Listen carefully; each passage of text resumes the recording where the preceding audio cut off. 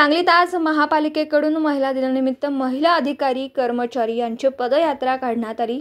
या पदयात्रेत महिला मोठ्या संख्येने सहभागी झाल्या होत्या।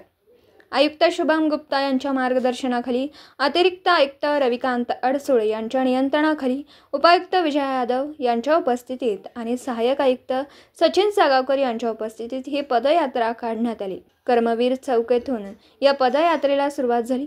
यानंतर प्रमुख मार्गावरून ही पदयात्रा महापालिका मुख्यालयात समाप्त करण्यात आली। यावेळी महिला दिन केक कापून साजरा करण्यात आला। महिला कर्मचारी यांच्या सहभागाने अनेक कार्यक्रम आयोजित करण्यात आले। वृषाली अभ्यंकर, स्मिता वाघमोडे, डॉक्टर शीतल धनवडे, ज्योती सरवदे आदींनी या संपूर्ण कार्यक्रमाचं संयोजन केलं। यावेळी महिला कर्मचारी अधिकारी मोठ्या संख्येने उपस्थित होत्या।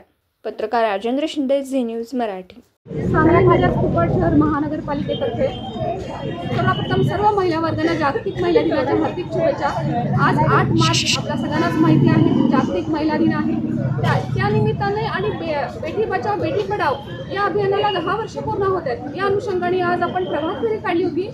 माझ्या सगळ्या सहकारी भगिनी म्हणजे आशा वर्कर्स असतील, आरोग्याच्या सेविका असतील, इतर ज्या कर्मचारी आहेत, माझा सगळा स्टाफ आहे ह्याच्यामध्ये सहभागी झाला होता। आणि आपण महानगरपालिकेतर्फे 8 मार्चच्या अनुषंगाने दवाखान्यात सुद्धा किंवा शाळेमध्ये सुद्धा प्रभात फेरी किंवा वेगवेगळे कार्यक्रम आयोजित केलेले आहेत। त्याचबरोबर 10 मार्चला आपण चांगला कार्यक्रम घेत आहोत। ज्या काही चांगल्या काम करणाऱ्या आशा वर्कर्स आहेत किंवा स्वच्छता कर्मचारी आहेत किंवा वेगवेगळ्या क्षेत्रामध्ये क्रीडा क्षेत्रामध्ये चांगले काम केलेल्या भगिनी आहेत, त्यांचा सत्कार देखील आपण 10 मार्चला आयोजित केलेला आहे। महिलांसाठी खूप सांस्कृतिक कार्यक्रम चांगले घेतलेले आहेत।